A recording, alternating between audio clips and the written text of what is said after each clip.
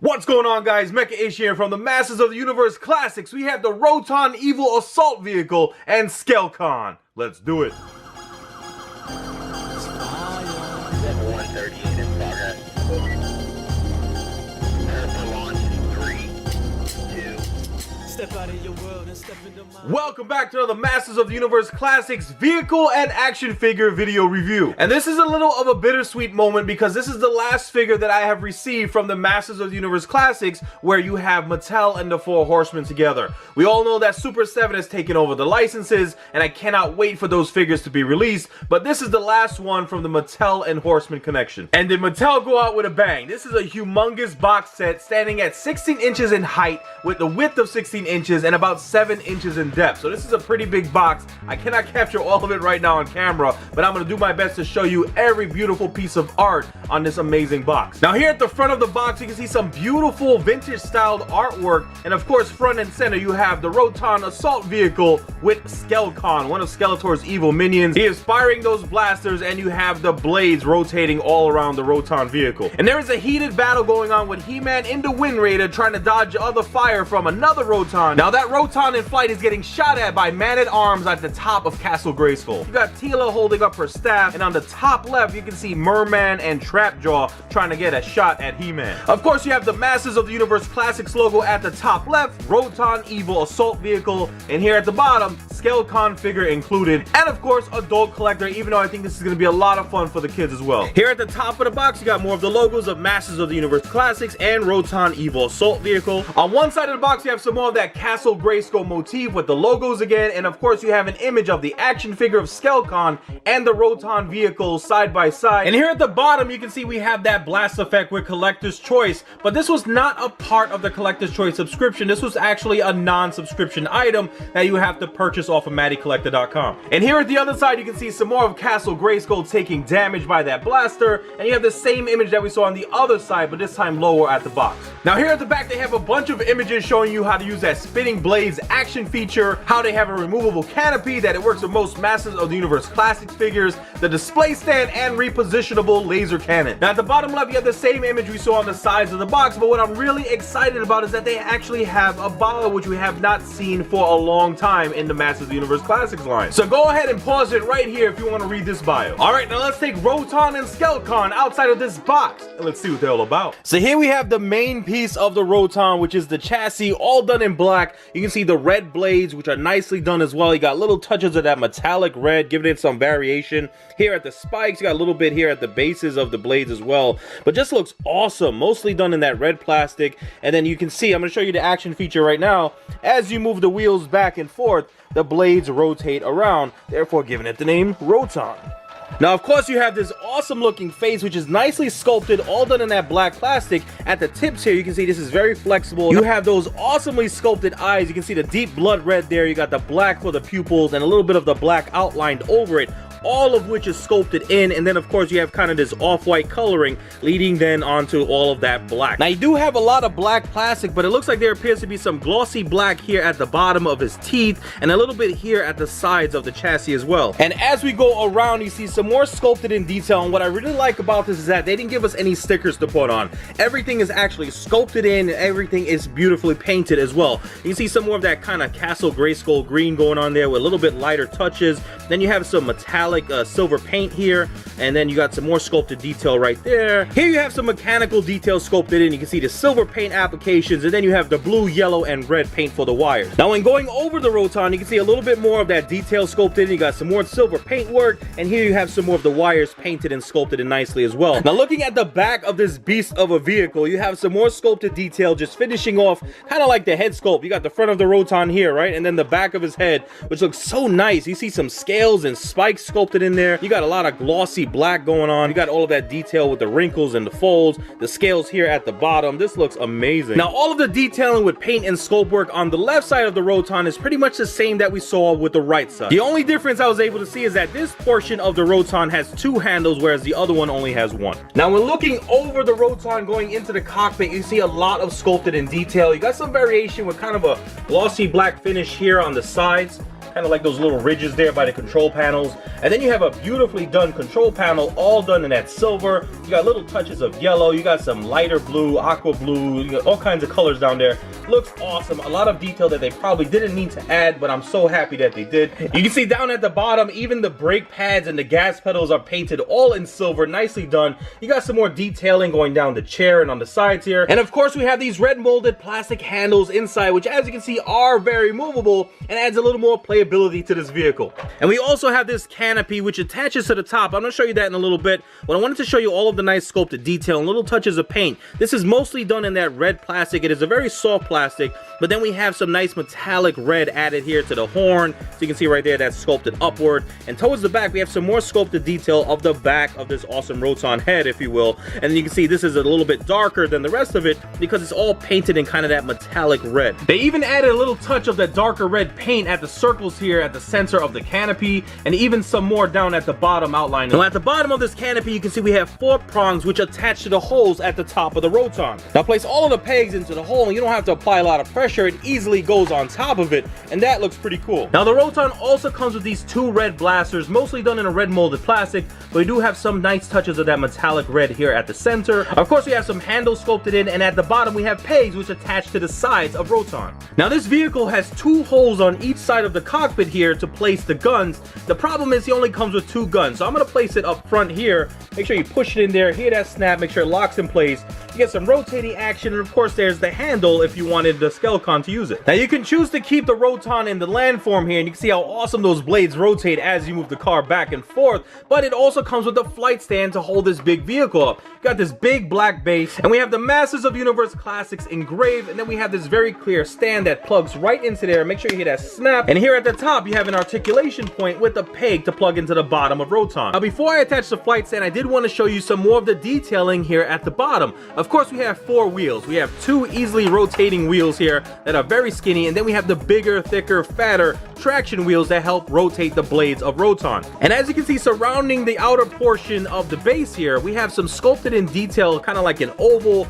with some line work sculpted in there. It looks like 1 per blade, so it's pretty cool that they added all of that in at the bottom. And now you just have to put the peg into the peg hole, give it a little force, hear that snap, and now you have the Roton in flight mode. And now we get the Skelcon, which, as you know by reading the back of the bio, is that he is a foot soldier and one of the minions of Skeletor. Now the Roton's pilot stands at 7 inches in height, but to the top of these nice articulated horns, he's about 7.5 inches. And yes, the horns are articulated. As you can see there, you can rotate them all the way around, and they look pretty cool no matter which way you pose them. I love that bone colored paint job they have there that matches the same with that wicked looking head sculpt, and you got a little bit of a darker colored area around the eyes, which is pretty much the same kind of wash effect that they gave at the base of his horns. His eyes are in that neon yellow, all nicely done within the sculpt. You do have those skeletal features sculpted in there with the big eyebrows. You got that big dent on the side of his head by his temporal bone, and then you have the cheekbones there, and then he has this very long beak almost, and then it's sculpted in with the nostrils there. You got all of his teeth done in that nice white, and then you have the rest of the bone coloring here at the bottom. Now the way his mouth is sculpted, it almost looks as if there is an articulation point, but there is not, unfortunately. You can see the mouth is able to move because of the flexible plastic, but it is not able to open and close his jaw because this is not an articulation point. It's just the way the sculpt looks. But just a crazy looking skeletal head sculpt, but it's nicely done, and I really do like the shadowing effects they gave around the eyes, and especially here by the base of his horn. Now I did want to point out, even though I love the way the sculpt of his eyebrows are, I do have kind of a, I don't know if it's a defect or they meant for it to happen, but it kind of looks like this indented feature at the top of his eyebrow, maybe a manufacturer defect, but it's not too bad. I mean, I could kind of play it off as a crack in the skull, but I just wanted to point that out, and maybe it's going to be different for yours. Now taking a look at the rest of the head sculpt, we have this purple head covering that is all sculpted in with a furry-like detail, and it's done in that purple molded plastic. Now his purple headdress matches the texturing and detail of his furry vest, along with his loincloth, which is all done with that nice detailing to give that fur-like effect. Now like we've seen with other figures in the Masters of the Universe Classics line, his vest is removable. You got a little peg there which is snappable. I'm gonna unsnap it right now, and just like with the other figures, the head is removable as well, so you can easily slide off the vest. So here we can see the muscular buck that has been used many times in the Masters of the Universe Classics line for, of course, the male figures. figures. I absolutely love it. It gives it that cartoony, muscular look, which is fantastic. Got a lot of detailing here. You don't have much of a wash at the front of his torso as you do here at the sides of his arms, which really make those muscles pop out. Even has a little bit more of a wash going down the middle of his back. But his torso will be covered by that furry vest, so I don't expect much in terms of paint detailing there. Now, just like I do with Skeletor, I really love the composition between that purple and that lighter blue. They even added a touch of gray nail polish on his fingernails. Now, going down the rest of his body, you can see his abdomen kind of poking out through the rest of his furry vest. And then we go to this awesome loincloth. You see flexible plastic being used here at the front, at the sides as well, and also towards the back, which is not flappable, but it is very soft. We have this nice looking horn skull kind of mimicking the look of the Skelcon figure here at the bottom, all done in that bone coloring with a little bit of a darker wash, which looks fantastic. You got that purple belt going all the way around. On his right hip, he has this beautifully done sheath, which is painted so well with that metallic purple. And of course, that's gonna store his knife, which I'm gonna show you in a little bit. Now, going down the rest of the figure, we see some more of that nice musculature of his legs as we've grown accustomed to with this He-Man line. And then we go on down to the sculpt of his crazy looking feet. You can see he has 4 toes and his toenails are very claw-like,